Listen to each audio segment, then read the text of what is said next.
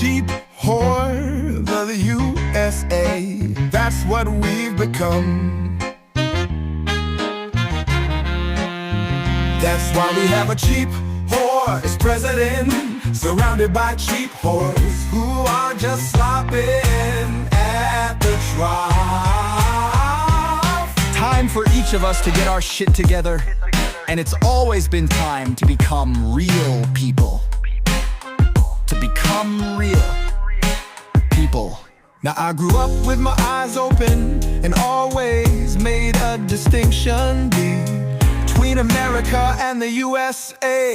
Oh Lord, yes, I've always loved America, and never have I ever trusted the U.S.A. to be hip or good or make sense or be moral, or led in any sort of spiritually grounded fashion that didn't have a religious stink to it. That said, we've never been more ridiculous or fake or shallow or adolescent or juvenile than we are today at this very moment. Cheap for the U.S.A. That's what we've become. That's why we have a cheap whore as president, surrounded by cheap whores who are just slopping at the trough.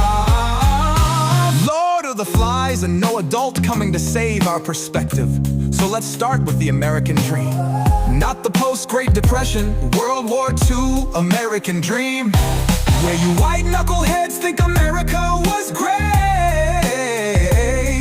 Not the obviously unreasonable and unsustainable American dream, where every generation is going to be bigger and better and make more and have more than any previous generations, because that is literally not a viable option in a closed system.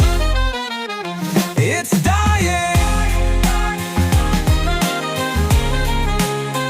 That's why we have a cheap whore as president, surrounded by cheap whores who are just slopping at the trough. But the true American dream of appreciation and gratitude for us in nature, both literally and figuratively, a society of intellect and spirituality, and the application of Zen within a higher mind of national humility and honesty of modesty, and the community support to become yourself, to know yourself, and to live a life of profound contribution in joy. See the truth, have the faith from experience, make your life around you that which makes you truly alive and in the moment, and expand that energy out into the world. It's the only way to obliterate these idiots who rule without heart, self-knowledge or self-reflection, who personify our worst attributes, our fear and traits that are unworthy of guiding America.